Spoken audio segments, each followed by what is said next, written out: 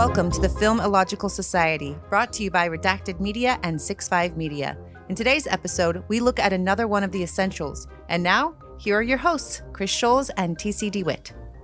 All right, and welcome to another podisode of the Film Illogical Society. We are doing an essential show where we review the movies that are essential for anyone who wants to get into movies, understand references. I am one of your hosts. I'm Kris Schulz. With me, as always, is the co-host, T.C. DeWitt. Hello, T.C. How are you? I'm good. And I was thinking about this just now because I'm like a whole head taller than you. When I introduce you to people, what I can say is, say hello to my little friend. You could. I could. You could. Yeah. I will actually. I think that's probably the way I'll introduce you from now on.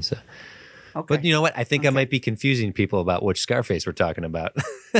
You might be. You might be. Yeah. We're hopefully we all saw the 1932 version of Scarface. Yeah, I didn't know the original Scarface. I didn't know Al Pacino was so old because the fact that he made a movie in 1932 is pretty incredible. But I didn't even recognize him. And I guess it's where you learn about how he got his start as a little kid. That's right. It's the origin Scarface origins. No. No, this is starring Paul Mooney and Dvorak Ogden Perkins or Osgood Perkins. I'm sorry. All household names here. Morley. Yeah, everyone knows these. This whole cast is everyone knows them by name. Actually, the one name that is recognized is Boris Karloff. Yeah. not he is in this. Not doing a great job with his accents. No, well, I mean, he tried. So Boris Karloff was a British actor. You may know him. He was in a lot of the Universal monster films. He was in. He was Frankenstein, the most famous Frankenstein version. But he also did many of the other monsters for Universal. The Mummy, Dracula. Yep. So, but he's in this. Most of his roles had very limited dialogue. Very interesting. And so in this film, he has dialogue in 3 scenes, I think. The first one, you can tell he's trying to do an American accent. He's trying to be a gangster over here. Yeah, forget about it. Even though we're in Chicago, this is how everyone's going to talk in this. Second one, it kind of falters a little bit. By the third one, he's just given up and he's just full on British. It's just... He's just they're coming after me. It's more Australian. I'll work on it. Hey, I'm doing just as good a job as he is. That's true. So this is a film directed by Howard Hawks and Richard Rawson. Two directors. Which we'll get into. Richard Rawson wasn't the primary at all, because I think why this film isn't one of the things that is interesting is this film came out before the main current MPAA rating system came out. It was dictated by the Hayes. Oh, the Hayes Act, yeah. The Hayes Act, which allowed states and municipalities to kind of dictate films to be played. So with the MPAA, a studio can come up with a film and has one organization that views the film and rates it. You know, for your G, PG, PG-13, R. With the Hayes Act, you had 50 plus entities that had a say in your film, and none of them were connected at all. So New York may say one thing, Chicago may be like, we're not going to show this film. It's too violent.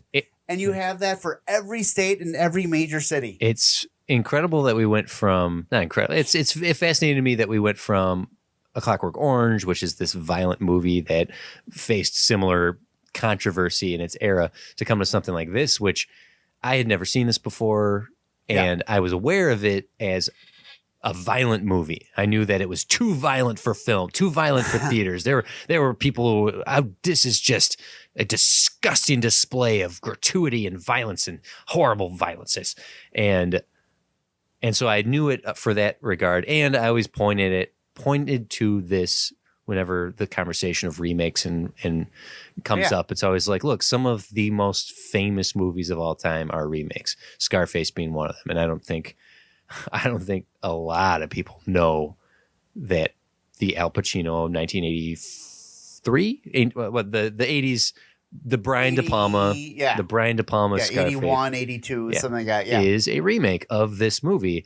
The Brian De Palma one is famously violent. To say hello to my little friend, as I joked, like it's famously violent. The big mountain of cocaine. I mean, it has.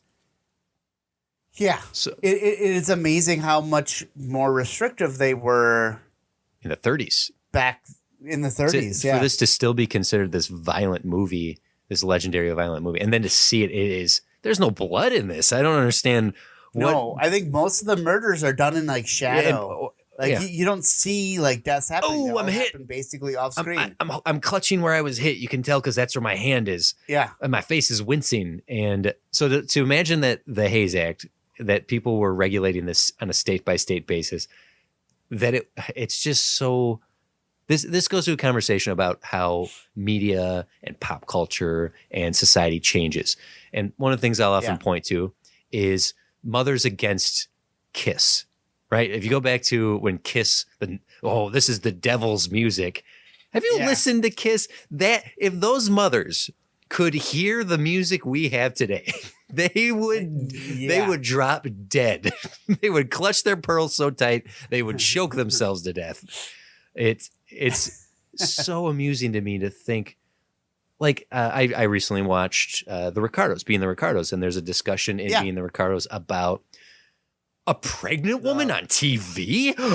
There are children watching this show. It's like, do you think kids don't know where babies come from? We can't have Ricky and Lucy in the same bed. My goodness, like what sort of Christian chaste nonsense is this stuff? It's so crazy to think what was once regarded as horrible, something like the Scarface we're discussing today, and then comparing it to what came after. It's just comparing it to Clockwork Orange, right? Like, which is what 30 years later.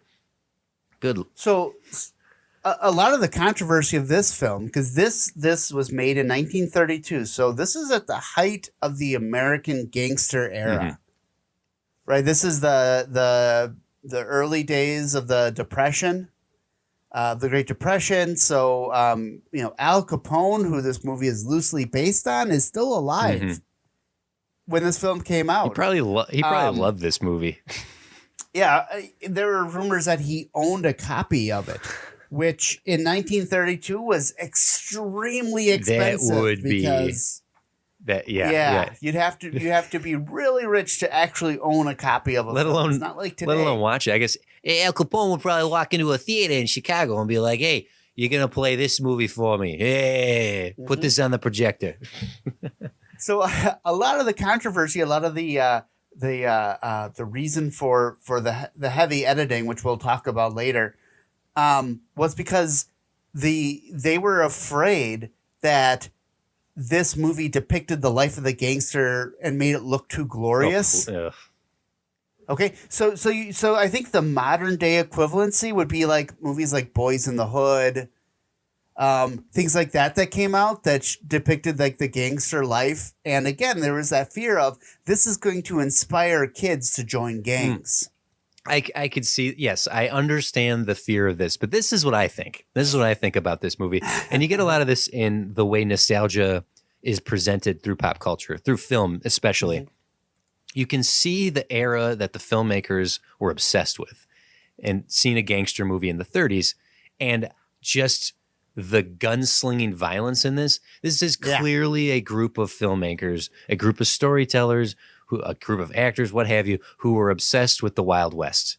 That this is a group of people who wanted to go back to just pulling guns out at nightclubs. And yes, I understand that the 30s, the prohibitionary gangster lifestyle it looked to something like the Untouchables to get probably a more realistic look at the Al Capone era. But I think from a filmmaking perspective, the gangster lifestyle was an excuse to gunsling. It's just shoot them up in the streets and just blank, blank, blank, blank, blank. the truer gangster movies are going to be something like The Untouchables, are going to be something like Casino and Goodfellas. This ridiculous fedora and suit, Frank Sinatra era gangster stuff is just cartoonish. Well, what's funny? Okay, so one of the actors in this film, George Raft, he grew up in New York City. He grew up with people like Lucky Luciano. Yeah, okay. All that gangster era. Okay, and this is his first like big film. The actual gangsters went to him and asked him, how can we dress more like you did? That's so funny. It's art imitating life, imitating art, right? Yeah. So he kind of became the gangster look. Well, I guess the Hayes Act was right then, because they had every right to fear that people would glorify this and want to be like, damn it, it's America. It's, and there. Yeah, so it's like George Raft is interesting just because he had that kind of reputation that he's he knows actual gangsters, which worked really well in his early career when he played those type of gangsters. But later on, it kind of got that reputation of do we really want somebody like that around set? Right. But he was a working actor up until his death in 1980. That's incredible. That's incredible. I will say, as far as performances across the board go, I think everybody's doing a very heightened theatrical performance of the gangster. There's one guy in particular, and he was only in the one scene early in the movie when Tony goes to speak to the group, and he had this deeper voice. He was I can't say dark-haired man because everybody's a dark-haired man, but he had this deeper tone to his body, and he sort of he was the guy who was like, I don't know if this is a good idea. Why should we follow you? Kind of thing. At the nightclub. The nightclub. His performance, his voice, he sounded the most genuine. He sounded real. Everyone else is sort of talking like this. Okay, they're kind of doing this very heightened reality over here. You know what I'm saying, right? Like everything came across very hokey, to be honest. And I'm not writing this movie off because it feels dated or it feels silly, because I am able to partition my modern sensibilities when watching classic films. Yeah. But there are going to be people who cannot handle this. This movie is going to be no different than anything you'd see on Mystery Science Theater 3000 to certain people. Well, I think, though, again, this kind of, there is a degree of authenticity with this. I mean, again, this is made in the era of the gangsters. Sure. I guess I'm being a little hard on it. You are correct. Yes. Yeah, it's a film that gangsters watched and enjoyed and owned. So to them, this is depicting as close to reality. This is our livelihood over here. We love this shit. I mean, that's the thing. Like, I think that those type of like the accent and all that, like, it's been so overdone now, but they're, they talk like that. Yeah. I suppose that's how they talked. That's all. I mean, again, it's like when you bring in Ice Cube because you want to have the 1980s gangster style film, as he's going to say, this is how we talk. This is how we acted. Sure. This is the type of thing we did. I think what I am not separating, and you're making me aware of it, is the difference between how Hollywood portrays film in the 30s versus reality. Yes. So yes, what they're portraying narratively, the characteristics of these people, it is accurate. It came from a very genuine, real place. I am more commenting on the performance of these actors playing pretend. So this film is based on a book. By Armitage Trail, who wrote great name. He basically wrote a story about Al Capone. Like, this is Al Capone's story. Because you had the St. Valentine's Day massacre, you had the killing of the boss. Basically, all the big events that happened in Al Capone's life are in this film. Howard Hughes. Yes. The producer of this. Famous, the Aviator. Leo, Leo, yeah. So he quickly bought up the rights to this and signed up Howard Hawks to direct. And Howard Hawks, he has a huge career in early Hollywood. He's a big time director. Yeah, of his era, he is Christopher Nolan, Steven Spielberg, like Martin Scorsese. Yeah. Him and Nelson B. DeMille, like we're talking classic pre-antitrust Hollywood here. Yeah.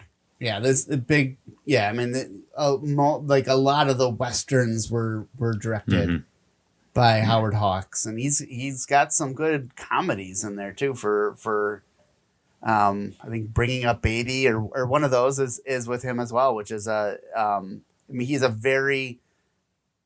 a director that could do a lot of things. So very he was versatile, given this film. Yeah, given this film. Yeah, Paul Mooney is he played Tony, and he was an Oscar winner. Not for this film. Not for this film, but he did win. He like his first film and his last film, he was nominated for Oscars. Really? That is cool. Like to begin your career and end your career as an Oscar nom? Or win or Oscar nom? Well, he won one of them, and he was nominated for both. Yeah, just kind of nice little bookend of your career there. Yes, that's great. So sorry, I was going to go back to the when the screenplay was being written by Ben Hecht, who was hired by Howard Hughes. Apparently, the story goes that he went to his hotel room in L.A. and two of Capone's guys were there asking him, Al Capone's guys, and they're asking him, "Hey, what are you doing? Are you writing a film about Al Capone? Yeah, what is this? What are you doing? What do you think? What do you think you're doing?" Nothing. And he So he said, "Well, no, it's more of a like the main character is more of a conglomeration of different events and different things." And then they're like, why are you calling it Scarface then? Why are you calling it Scarface? Like, well, the movie's not about Capone, but we kind of want to make him think it's about Capone to get the audience in. He's walking this very razor thin line of ending up with cement boots and thrown in the river or thrown in Lake Michigan, I guess. Apparently, they appreciated his his play there of trying to confuse people and trying to trick people into coming to the film. All right. So they let him walk. And like we said before, Al Capone, rumor has it that he owned a copy of this film because he enjoyed it so much. That's incredible. And this is just striking me. We've had a couple movies on this Essentials list that have been legendary historical figures' favorite movie, right? So to think that Al Capone went out of his way to get a print of this movie in the 30s is pretty incredible. And Al Capone being one of the most notorious, infamous American figures, he's a myth of a man at this point. Absolutely. To look at Metropolis being old 80th, what's his name? 80th Hitler. I can't remember what that monster's name was, but I know he really liked it. Him and Gerbils, Gerbils and Adolf, they loved Metropolis. Two historical figures in their own right, infamous as well.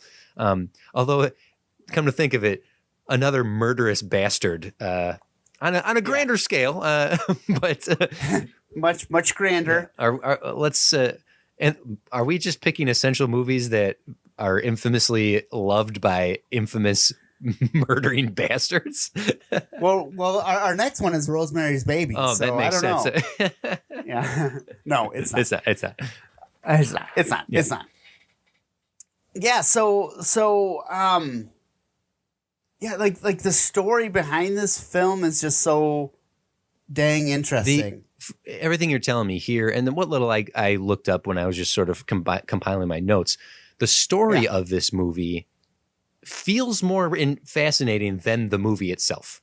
The story of this movie, I think, would make a really incredible biopic. There's a bio miniseries that's coming out called The Offer, which is about the creation of The Godfather. It's going to be an HBO series, multi-episodic miniseries about everything Francis Ford Coppola went through to make The Godfather. And hearing the stories about this, hearing what the book went through, the screenplay went through, the directing went through, and we haven't even begun to talk about the live ammunition and what took to film this movie.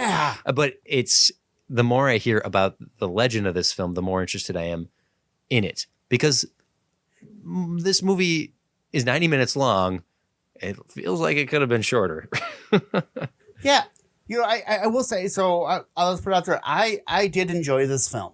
I don't want to give the impression that I didn't. Right.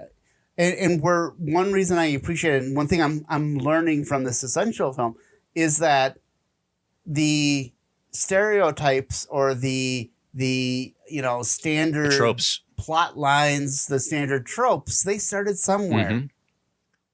And this film is what started most of those gangster tropes that we know today. It is hard not to see this, 1932, correct? To see this and then not compare it to all of Sinatra's movies, to not see, I mean, hell, even to go back to Goodfellas, one of the Scorsese, Goodfellas in particular, there's that final moment of Goodfellas where you see Joe Pesci as a classic gangster, and he looks like he's ripped straight from Scarface. The hat, the suit, the three-piece suit, the Tommy gun, as Howard Hughes is imagining Joe Pesci for one last time. You're right. This is the beginning of the tropes of the gangster movie, right down to how Bugs Bunny cartoons drew them, right?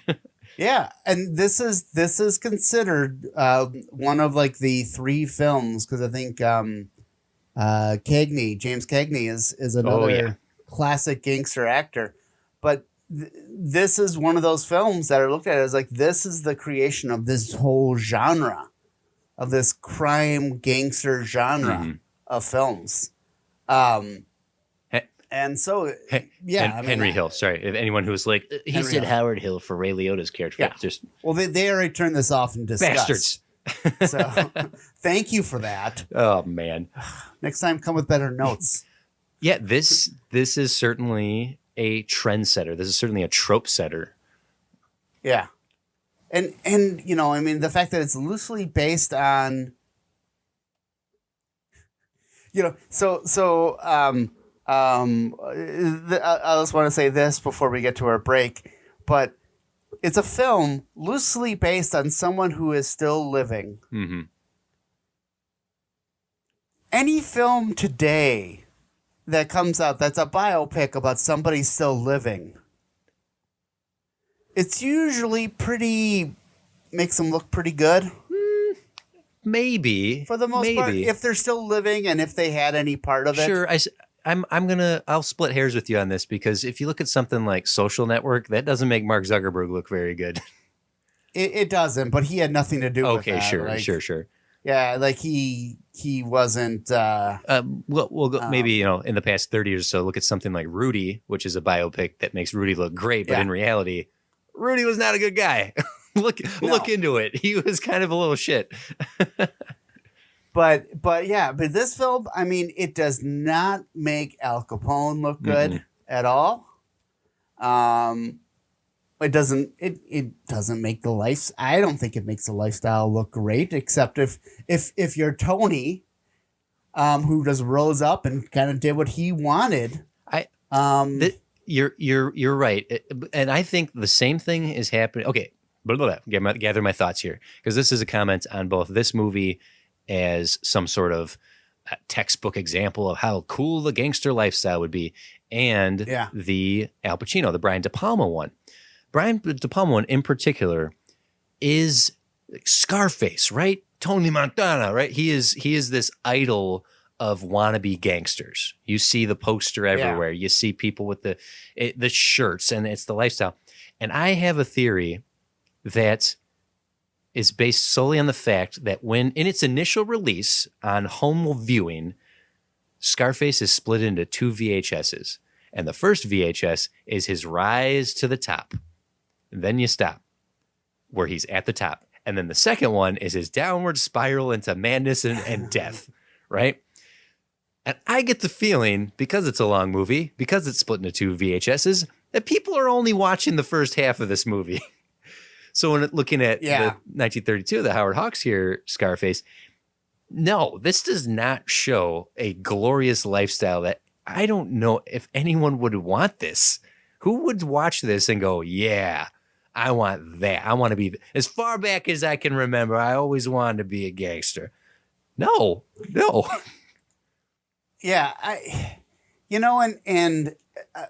just think of the Brian De Palma film, and yeah, I mean, really, it's people look at him, the mound of cocaine, the freaking rocket launcher. Yeah, the rocket launcher, the say hello to my little friend, like that is the film, and I think that's where this film false. There's no quotable line. There's no big mound of drugs anytime. No rocket launcher. I mean, hell, they did introduce the Tommy gun to the public. They did. The Thompson. They did, and we'll talk about that after our break. Great.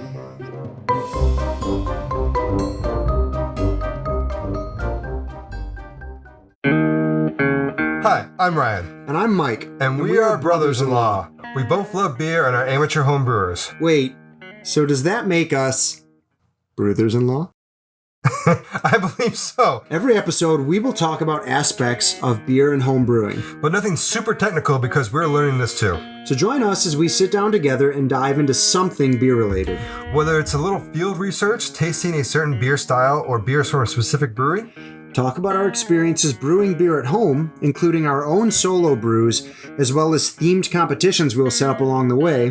We will also talk about some of our favorite aspects of brewing, like hops, extra ingredients, building our brew cave, and more.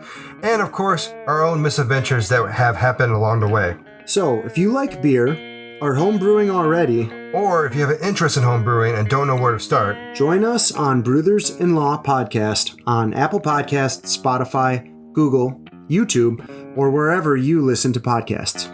And make sure to follow us on Twitter at Brothers-in-Law and check out our website, brothersinlaw.com. Cheers. Cheers. Psst, hey you, come over here. Who, me? Yeah, you.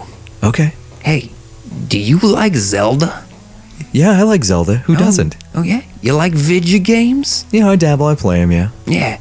Do you like listening to people talk about video games? Of course I like listening to people. Who reads anymore? Well, buddy, do I got a podcast for you. It's called Fan Fiction, with an X. Oh. And you can find it on all your major podcast distributors. That sounds amazing. Oh, buddy, you have no idea. One question, though. Why are you in my room?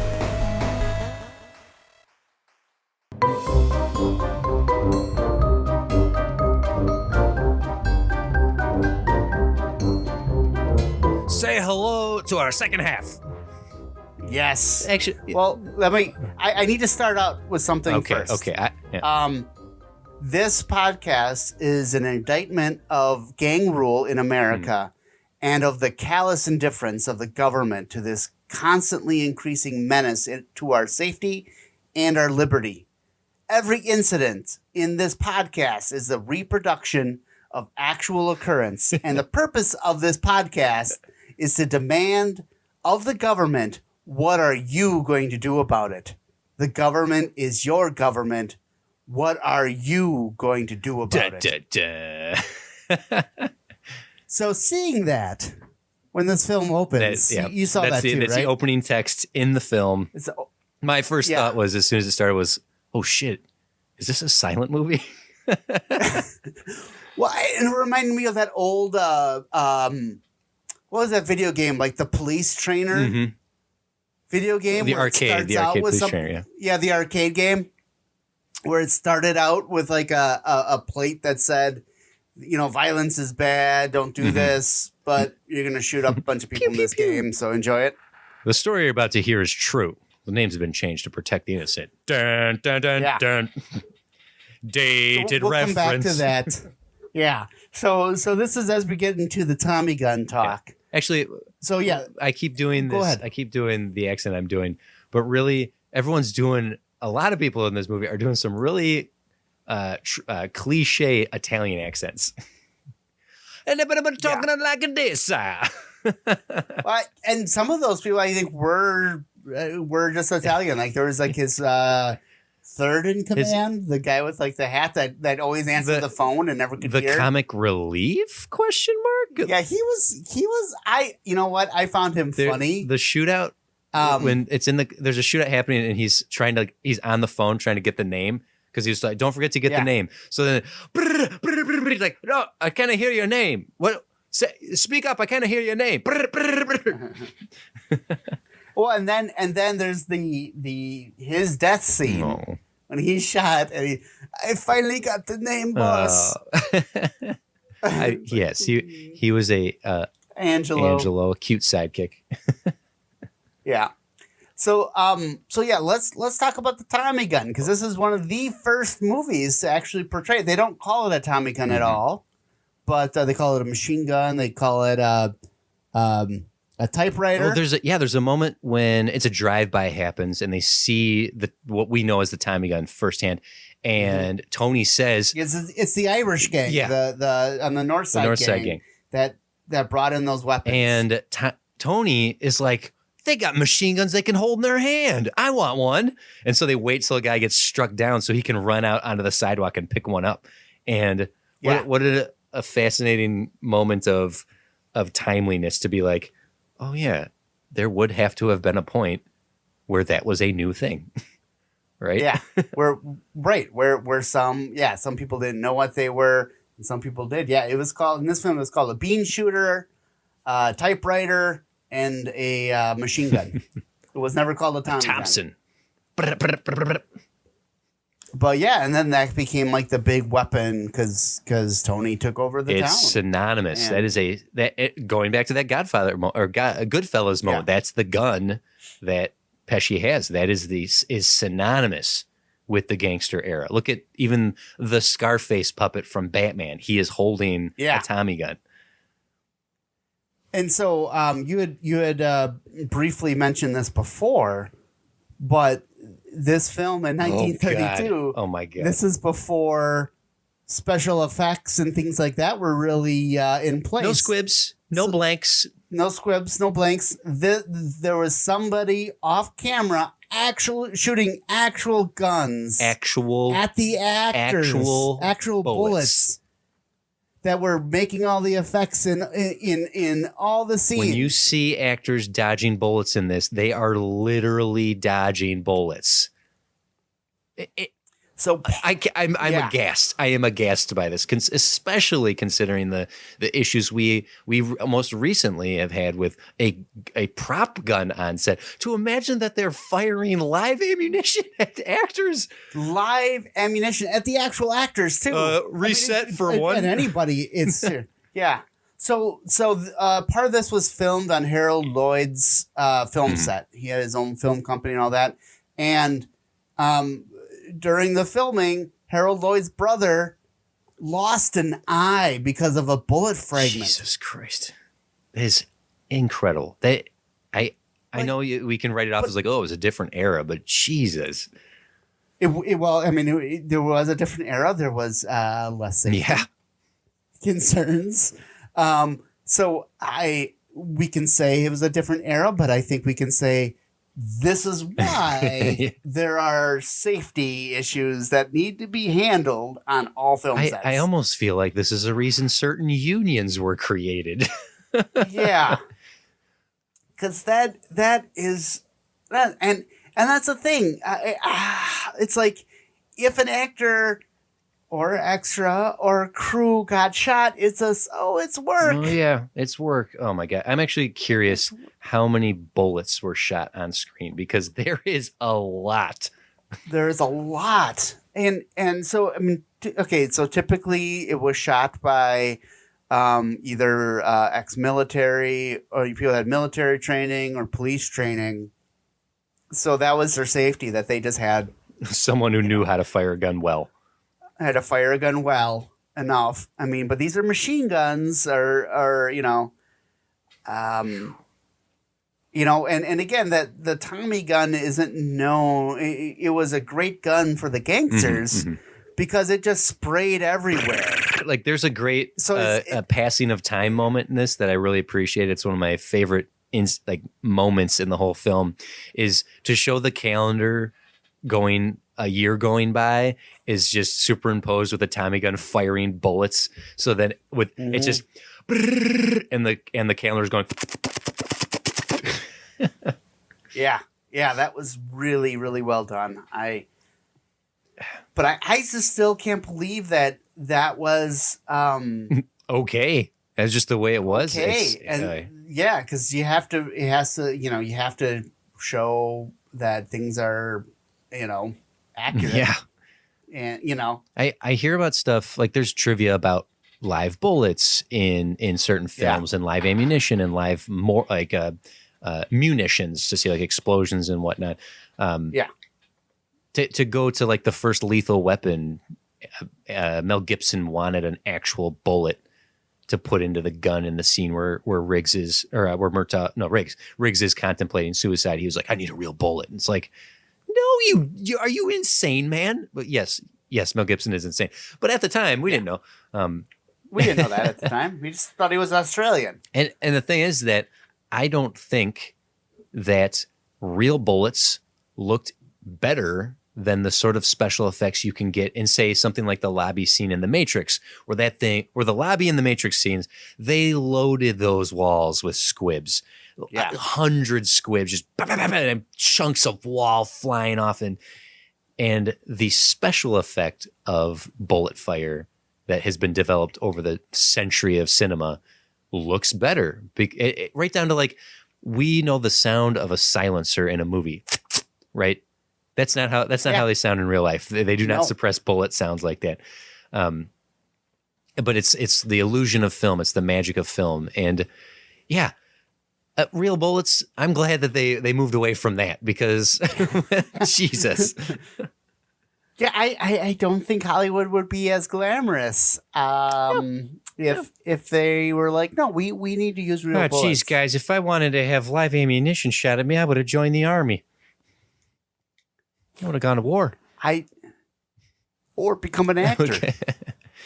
I'm just a plumber. I don't know what the big problem is. Well, speaking of like the cinematic quality of this, there are some really great noir looking shots in this. I don't think the movie as a whole looks incredible, but every now and then there's a real great shadowy or contrasty moment that becomes definitive in something like The Fifth Man. If you want to look at go to like Wells, some of those like the noir traditions, Casablanca being great for some of that stuff as well. Yeah. There's some really great uses of light and shadow in this. Like you had mentioned earlier, a lot of these deaths take place in shadows. Yes. Yeah. Yep. Just a shadow. And there's a lot of good symbolism too. Howard Hawks used, you would see a lot of X's. So anytime you saw an X, there was either a death or there was going to be a death. Oh, sure. That makes a lot of sense now that you mentioned it. There was an X on the door before Tony shows up and kills his sister's boyfriend. Well, and his number two, his best friend. God. And there's like in the Valentine's Day Massacre, there's like crossbeams. Mm-hmm. And if you count them, there's 7 of them because there were 7 people killed.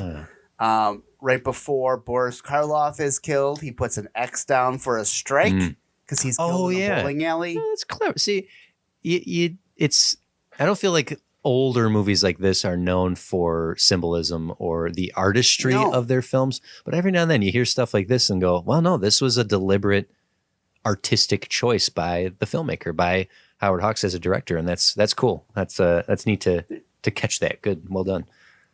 There's also that opening shot or the opening scene. So you have the older gangster. He's in his club. They just had a party, and the camera comes in. It kind of pans from left to right to get to the. You see a guy cleaning up, and then you get to the table with the gangsters talking, and then 2 of them go, and the camera's still moving. And it to me, there's a really neat scene of where the camera enters the room and kind of gets a nice angle of the boss who's on the phone then. And then you hear this whistling going on and the camera kind of turns and you just see a shadow come across. And to me, that was such a neat opening shot to kind of draw you in. Yeah. Because you know, I think a lot of the films that we've seen from this era, even a lot of them, the camera is still just kind of stationary. It's not a character that it is in more modern movies, where it brings you to different places and you have those long shots. The tradition of film and what the camera can do and what the camera can capture certainly has evolved over time, over the 100 years of cinema. And it's the older era film where it does feel like capturing theater. You watched Arsenic and Old Lace. I participated in that as well for Filmological. And watching Arsenic and Old Lace, which is based on a play, it's filmed very much like a play because of that era. Filmmakers were still understanding what cameras could do.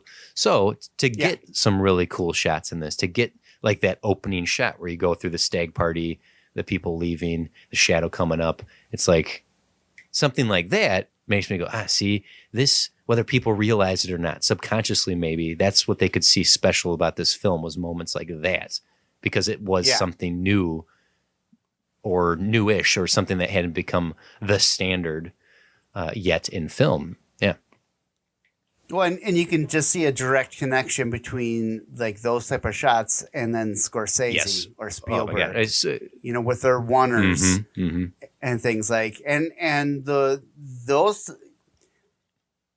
they all did those on film too, but the oneers done in the modern era on digital, it's still difficult, but it's much easier. Yeah, right. And cheaper. The camera's not the size of a Yugo, and it's not the size of the Yugo, and the film, the reel itself isn't the price of a Yugo, right? and you know, and you only have 10-15 minutes on one reel before you need to change.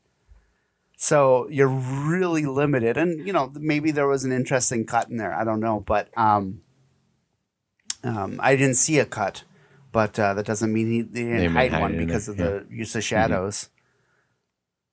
But yeah, I thought there were a lot of shots like that, and then a lot of time, you know, especially near the end, they seem to be a lot more either stationary or just kind of like just a lot of panning.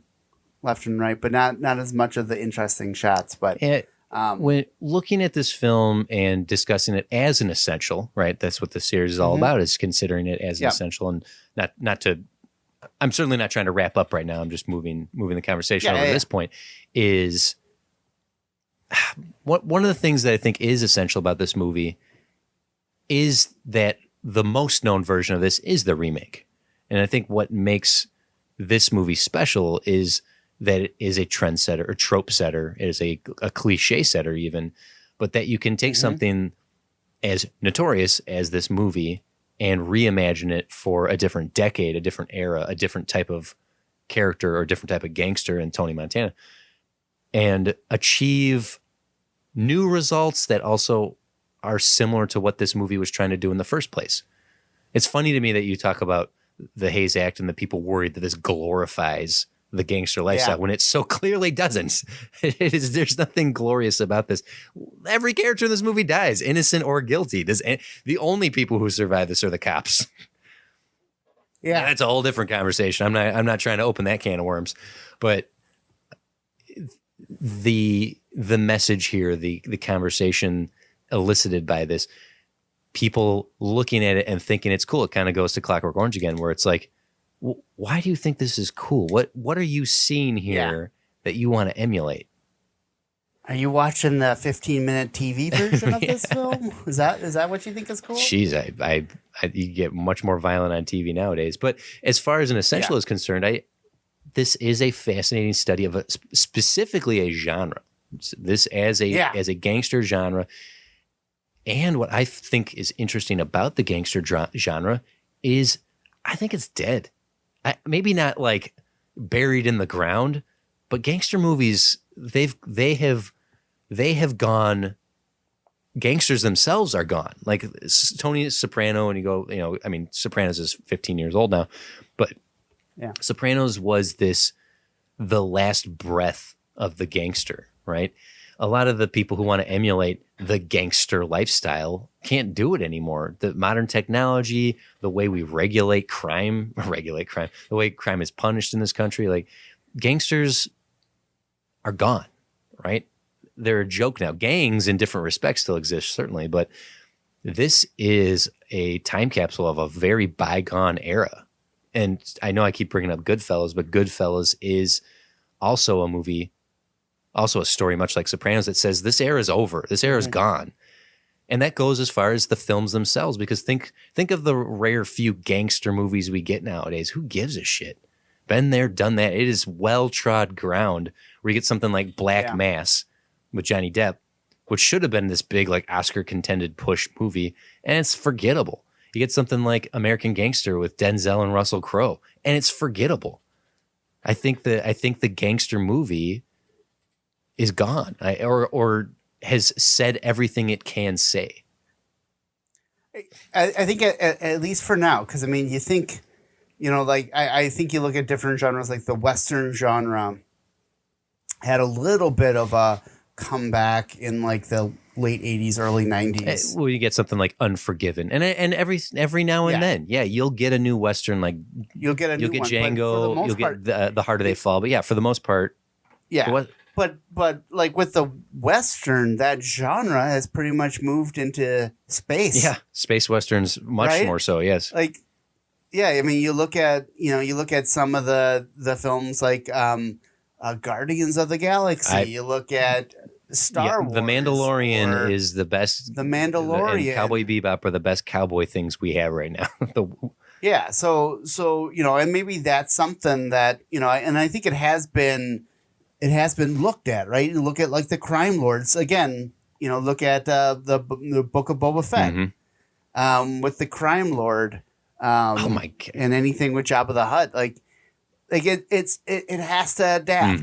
We can have only so many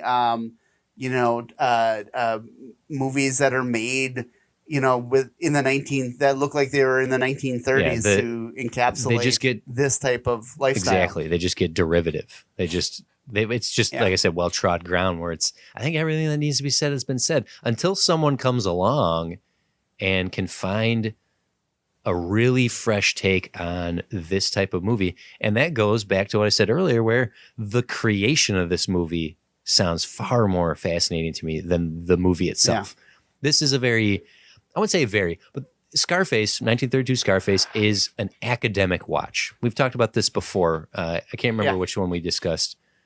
Citizen Kane, I think, whether we did it on mic or not, discussing that it's an academic viewing where it does not hold up to modern sensibilities of film. You will be bored by this. You will not see what the big deal is because you've seen all these things before. But as Kris said, this is more or less where it started. This is the definitive, more or less definitive beginning of this genre of film.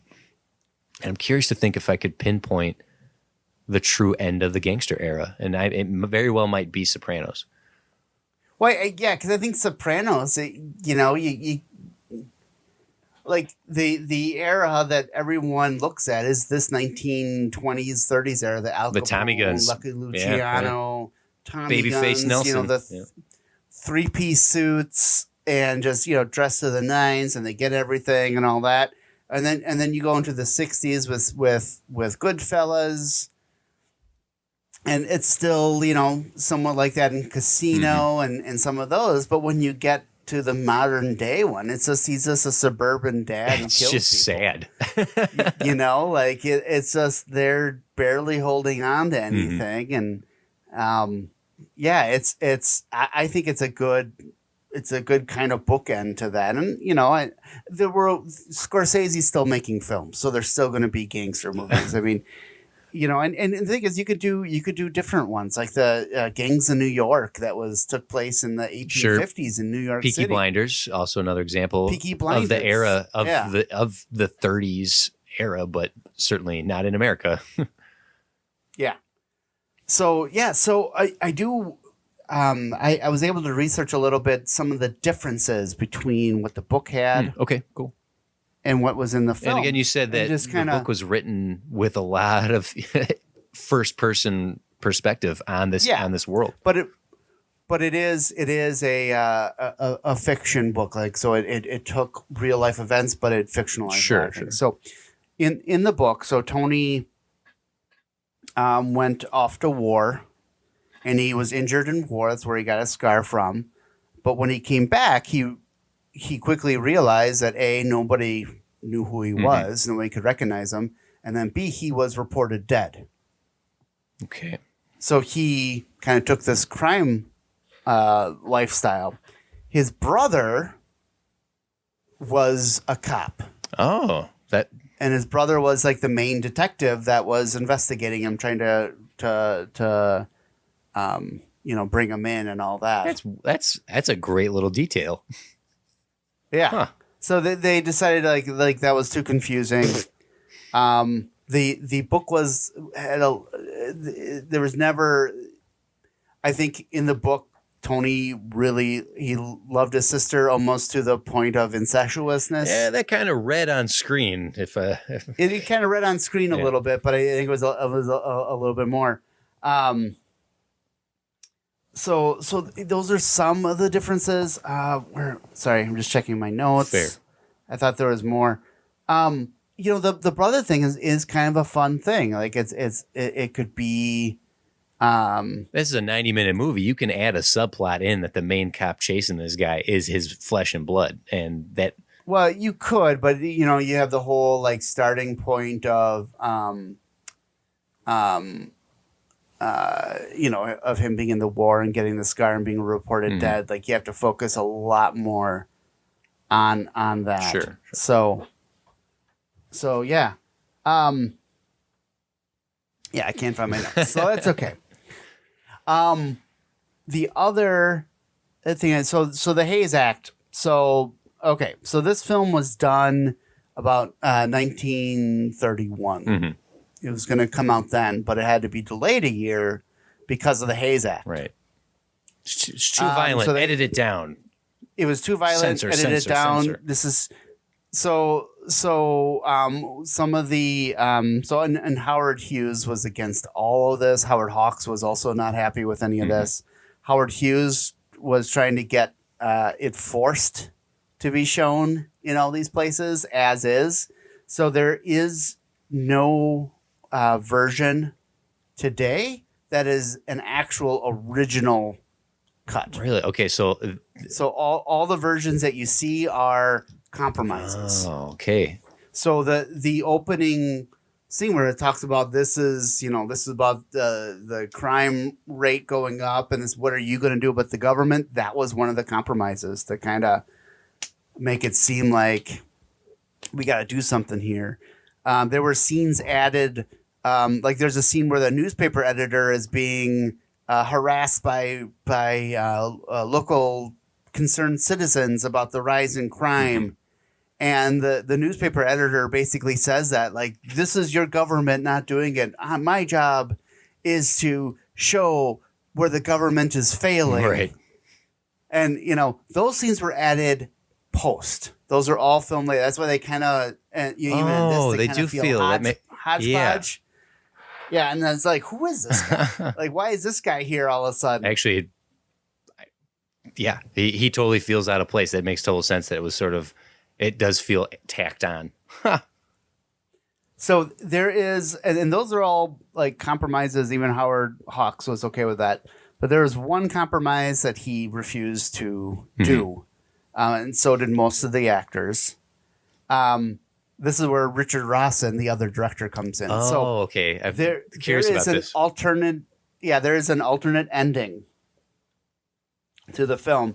So I got the Blu-ray of this from my local library, and I had two versions that I could watch. I could watch the theatrical release or the censored version. Ooh. So normally for any film you watch, it's the original release or the uncensored director's cut. Right. Or something like that, right? Like normally the second one is like, the censored one. Because you normally go to the uncensored one because that's going to be the better one, probably. So the some of the censors, not all of them, because again, the Hayes Act was more broken down. Local states, cities could make their own choice, and so Chop like it up, Chicago banned this from being shot, from being shown in Chicago. But Waukegan, which is a suburb of Chicago, showed it in their theater. So it's very weird how that act worked. So there was an additional scene that was shot. So instead of Tony, so in this film, Tony dies in a blaze of glory. Right. A bloodless blaze of glory. Right. And he's shot to death and he dies. That's how it originally ended, So the censors thought, some of the censors thought that was too glorious of a death. So they want to show the real impact of what crime does. Okay. I think I see where this is going. Justice is going to be served here, I feel. Yeah. So he turns himself in. He voluntarily turns himself in at the end. And then there's a courtroom scene where he is tried. And Tony is only ever shown from the back because Paul Mooney did not come back. He was doing a play. He was a big Broadway actor. Okay. So he couldn't come back. So they had doubles. Oh, I see. For many of the actors that showed just the back of their heads and all that, where they would go through all the crimes that he did and all that, and found guilty. Sentenced to death, and the end of it is him hanging from the gallows. Oh, jeez. They still hanging people in 1932? Apparently so. Yeah. So it took a year for all those compromises for it to be shown. So that's the thing. Like if you saw this film in one city, and you're like, this is so good, I'm gonna go visit my friend in this other city. Yeah, you might get a very different ending. Very different ending. Fascinating. I mean, this isn't like Clue, where Clue had multiple endings at different cities. Huh. Yeah, this is all the Hayes Act, and this is, there were different ways. So this film was banned in Italy for a while. It was banned in Chicago for a while. Man, so wild. But again, this is where the MPAA would. It's where the crime was centered around, right? It was Italy. It was Chicago. That's where this movie takes place. Sure, I suppose. But yeah, we don't. But when the MPA, because I still think a city or a community can ban a film from showing. Like they can say, we don't want this film shown here. Obviously, countries still do that. Mm-hmm. There's a woman who shows her face in this movie. We must ban it. Yeah. So the other thing is that this movie is known as Scarface, but in some areas, it did have a subtitle. The copy I watched. Well, it had different titles. Oh, okay. Mine different actual titles. So some of them include The Shame of the Nation. That's the one I had. Yeah. Yep. The Menace. Yellow for some reason. Who you call Yellow? Man is Strange and The Scar. The Scar. So Scarface, The Scar? The Scar. Well, no, just the Scar. The Scar. Okay, I got it. Yeah. So while some were subtitled The Shame of a Nation, other areas, that was the title of this film. Just that. Not Scarface. Wild. Yeah. So it's fascinating. What a notorious film. For all those reasons. And there is yeah. And I'm just looking through my notes. I just see one note that Karen Morley, she played Poppy, the love interest in the film. Blonde. Yeah. The blonde, yep. She was the only person in the cast that was still alive when the remake came out. Oh, wow. Wonder, did she make any comments of whether she liked it or not? I don't know. She was so she passed away in 2003 at the age of 93. Wow, long life, beautiful. Yeah, but George Raft, who was the number 2, the coin tosser. Yeah, the coin toss. How many gangster movies do you see with that now? A guy flipping a coin. This is where the film. This is where it came from. So he died in 1980 at 79. So he was the second oldest living actor. Hopefully, most of them in this movie didn't meet their demise with live ammunition in a future film that they did. Jesus Christ. Yeah. Well, I think those safety things came about pretty soon after this. I would bet. Yeah. So yeah. So let's get it. Like, overall, what's your opinion of this film? I'm of two minds. If I were to sit down to just watch this to enjoy it as a watch, to compare it to modern day stuff, it is slow, it is boring, it is silly. There's no blood. The action isn't really any good. It's not a good movie by comparing it, when you compare it to some modern stuff, right? Even some less than modern stuff. Looking at the 80 Scarface, looking at Goodfellas and Casino and the stuff that Scorsese did. No, this movie does feel like a joke. I said this earlier. This is an MST3K watch for the most part because of just what it is from its era. But that's not fair, because that's the second mind I have in this movie, is looking at this as an academic viewing, looking at this as a textbook viewing, knowing that this set so many trends for the genre, finding the gems in it and realizing, oh, that's where this came from. This is the origin of this little thing here. The noirish shots, the rare few moments of really dynamic camera work. I can appreciate that stuff. And also looking at it as a source for a remake, right? People want to bitch and complain about remakes all they want. Shut up. The entire history of cinema is built upon remakes. So complain all you want that remakes exist. You have two. You can tell Hollywood how you feel about remakes with your dollar. If you don't like remakes, don't go see them. Okay. That's an argument for a different day beyond this, but looking at it as the origin of another infamous movie of De Palma's Scarface, there is something worth watching here. It is a fascinating study of the history of cinema, and particularly this genre that is all but dead in film and television. So yeah, I liked it from that perspective. I didn't find my heart pounding or my leg jumping up and down as I watched this, but that's just because it's when you got stuff like John Wick, right? It's hard to go back in time and watch these slow movies. But those are my thoughts in general. So there you go. Yeah, I and I said before, I did enjoy this film. And again, when we're preparing, we both do different levels of research, but just getting to the stories and learning a little bit more about some of the actors, and you're like George Raft, and and him being connected and him becoming basically that icon that other gangsters like. I want to dress like him. Like that's how we should. I dress. never had to pay for a drink in my life again. Yeah.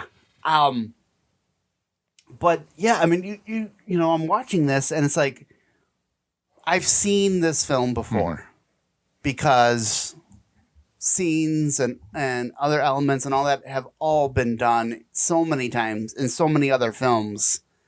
But again, this is where it started. This is the one that initiated that. This is the one that those directors and those screenwriters watched and said, I got to incorporate something like that in my film. Do that. Yeah. And again, the direct connections between this film and Martin Scorsese, this film, Steven Spielberg, Francis Ford Coppola, like all those films that they did, and not just the gangster ones, but other, I mean, shots and styles, and making the how the fashion iconic. Like those things are just, to me, that makes this film, that would make this film an essential. Like it is a film that if you want to get into it, if you want to understand where things came from, if you want to make the connections to the modern day films and characters and all that, like, yes, absolutely. I would say this film more than the Al Pacino version. Yeah, the Al Pacino one comes from an 80s lens. That's a different era. It's a different what it says and how it presents itself is a completely different thing. But like another thing this movie is worth watching for, especially gangster movies of this era, is that this was during the Great Depression, right? And the gangsters were cast as heroes in a new film genre that symbolized a lot of the decay that people were experiencing during the Depression, this loss of faith. So having these Robin Hood-esque vigilante anti-heroes, as well as fearing what this said about the values and traditions of America, like dying and could not survive in the Great Depression. That's what these films were offering up. So it makes sense why this movie's looked at, or was, that Scarface is a hero in some regards, because this was a new genre, and the crime films were different morality tales than the silent film era. They were different from the traditional classic Western era. And for America, this is one of the rare mythologies we have. The Wild West Western and the American gangster movies are the only true American mythology, right? I don't know if that's necessarily true, because you could look towards the Native American culture and whatnot. But I think as far as what's been presented on film and how we've created legends out of these eras, the gangster era is a mythological era in our country, and in a country that has so few true mythologies. Yeah. I like this is like, I tell this story. So I went to New York City, went to a restaurant there, and talking to the waiter, he was I think it was a restaurant in Chinatown, so he was from Eastern Asia, probably from China, and he's kind of asking like, oh, where are you from? And you can tell he doesn't speak a lot of English and all that.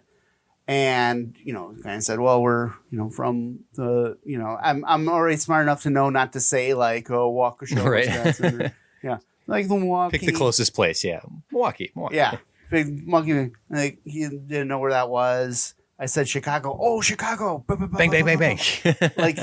like people worldwide know the gangster stories of America. So I think that speaks to that, and yeah, I think this is what the series is good for, is finding these type of movies that, like you said, you ask the average film person out there, they're not necessarily going to know that Scarface was a remake. Right. Like you look for any sort of memes or GIFs, they're all going to be Tony Montana. Right. Not Tony... Tony C. Yeah, we'll call him. Yeah.